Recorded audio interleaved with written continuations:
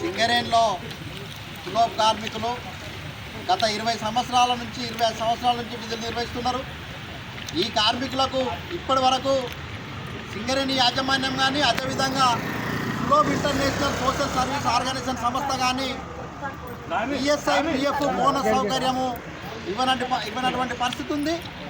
అదేవిధంగా ఈ మధ్య కాలంలో సింగరేణి యాజమాన్యము ఫండ్స్ లేవనే పేరుతో వాళ్ళ వేతనాలు డిలే చేస్తున్నాయి.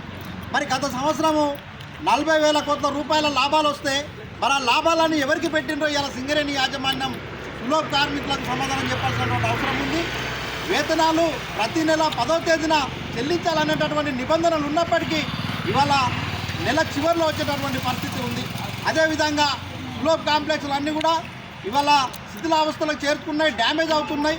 ఈ డ్యామేజ్ అయినటువంటి సులభ కాంప్లెక్స్లని అన్నింటినీ రిపేర్ చేయాలని చెప్పేసి మేము కోరుతా ఉన్నాం.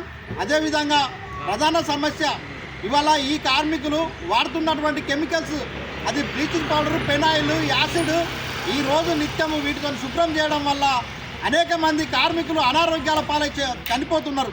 ఇలాంటి తరుణంలో ఇవాళ సింగరేణి సులభ వర్కర్స్ యూనియన్ తరఫున అనేక సార్లు సింగరేణి అధికారులకు సులభ ఇంటర్నేషనల్ సోషల్ ఆర్గనైజేషన్ సంస్థకు ఈ కార్మికులకు ఈఎస్ఐ పిఎఫ్ సౌకర్యాన్ని అమలు చేయాలని చెప్పి డిమాండ్ చేస్తున్నాం. అదేవిధంగా ఇన్సూరెన్స్ సౌకర్యాన్ని కల్పించాలని చెప్పి డిమాండ్ చేస్తూ ఉన్నాం.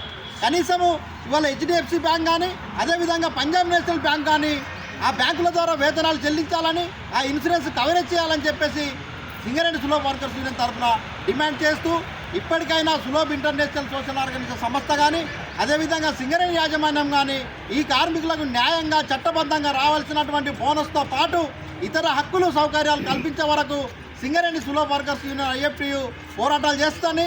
ఇది మొత్తం రాష్ట్ర వ్యాప్తంగా కూడా అన్ని జిఎం ఆఫీసుల ముందు అదేవిధంగా సింగరేణి హెడ్ ఆఫీస్ ముందు కూడా ధర్నా చేస్తామని చెప్పేసి ఈ సందర్భంగా యాజమాన్యాన్ని హెచ్చరిస్తున్నాం.